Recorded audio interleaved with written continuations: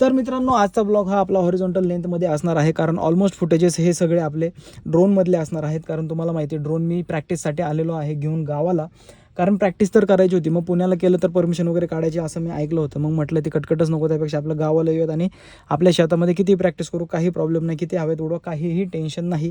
म्हणून गावाला घेऊन आलो आणि त्याची प्रॅक्टिस वगैरे चालू केली. सकाळपासून दुपारपर्यंत कंटिन्यू 2 बॅटऱ्या होत्या, दोन्ही बॅटऱ्या संपवल्या, पण प्रॅक्टिस मजबूत केली. हे बघ, हे आमचं गावाकडचं घर वगैरे आहे आणि हे मागं सगळे भावकीची घरं हे आहेत, सगळे ड्रोनमध्ये क्लिअर दिसतंय.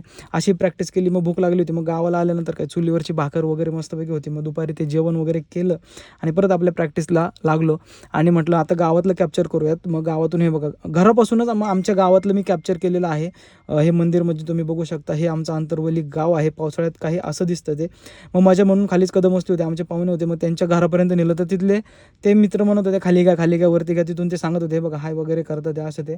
एवढी प्रॅक्टिस केल्यानंतर फायनली एक शॉट जो आहे तो मी व्यवस्थित आला आहे असं मला वाटतंय, की तो कसा घ्यायचा हे सगळं मी पाहिलं आणि तो शेवटी तो एक शॉट मी याच्यामध्ये कॅप्चर केलेला आहे.